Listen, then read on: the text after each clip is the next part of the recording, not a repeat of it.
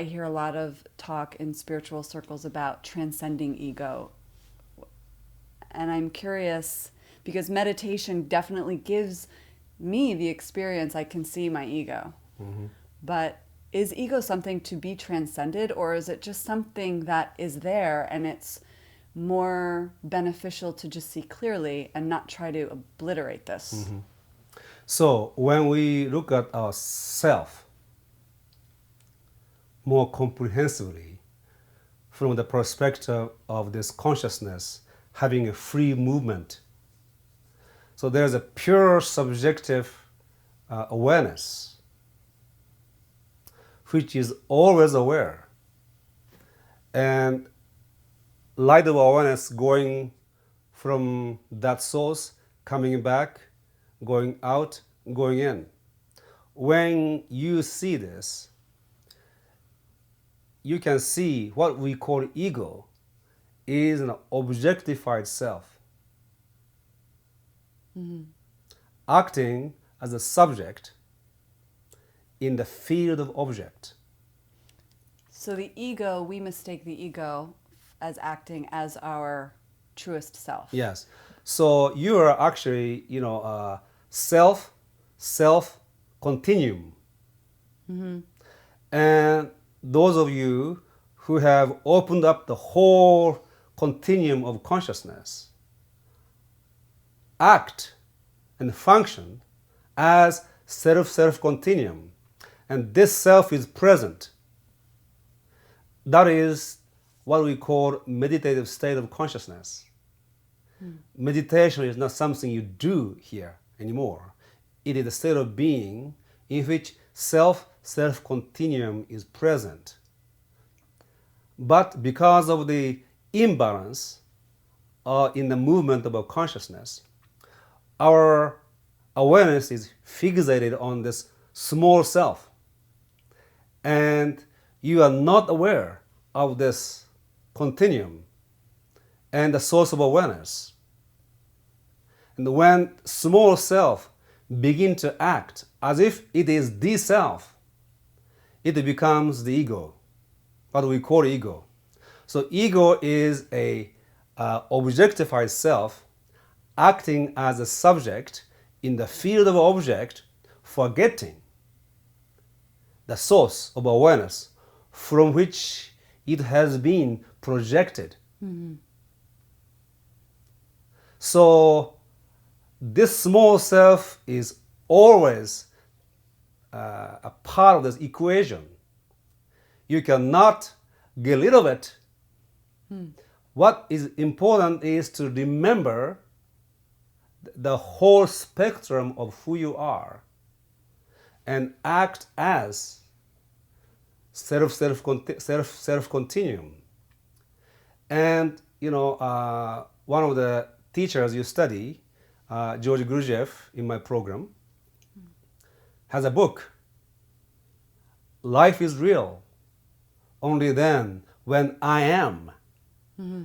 Once the whole spectrum opens up, you are, I am, and life becomes real. But when this is not there, and when you are fixated on ego, that I call egological mode of being, because it is a substitute. You don't have the sense of I am. So to create the sense of I am, which can only come when this self is present, when ego wants to have that sense, when ego wants to have that sense without awareness of this self, what it does is it continues to identify with something, or it continues to occupy itself something. So you have people say, I have problems, yes? And some of you in my program, after you have this whole experience, you lose problems, and then now it becomes a problem. You say, Yasuhiko, now I have no problem. I don't know what to do with my life. No problem, no question. I don't know what to do about my life. Now, normally, people who haven't had this experience, And sometimes somebody win the lottery, and all of a sudden they have enough money. They don't need to worry about the money anymore. So problem is solved. But then they don't know what to do. They begin to develop new problems.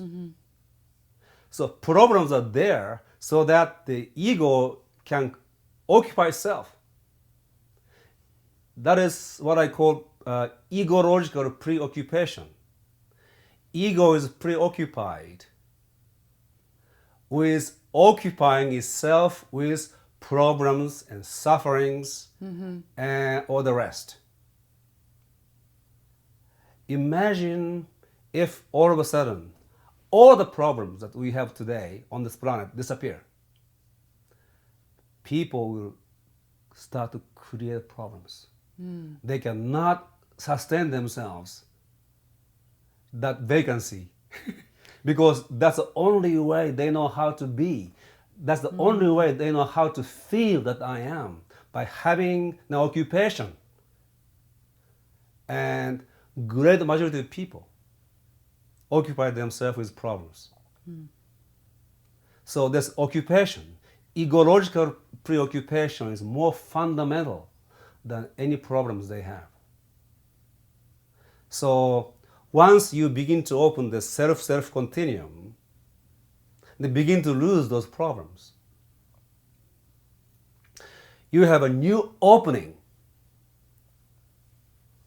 It's no longer a life in which you continue to occupy yourself with problems and sufferings. Now you have an opportunity to create and express your joy.